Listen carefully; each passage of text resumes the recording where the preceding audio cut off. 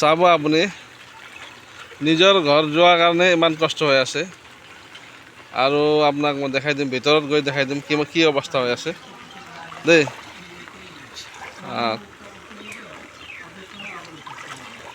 চাই ল'ব আপুনি, মই নিজেও গৈ আছোঁ।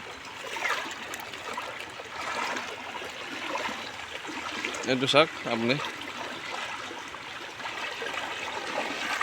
যিমান কষ্ট হৈ আছে ৰাইজৰ।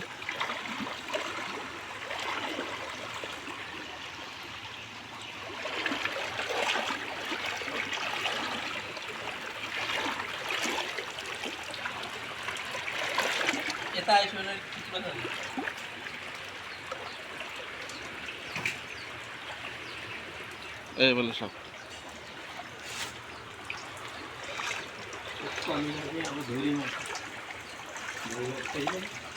ঘৰৰ ভিতৰৰ অৱস্থা এইটো চাই লওক।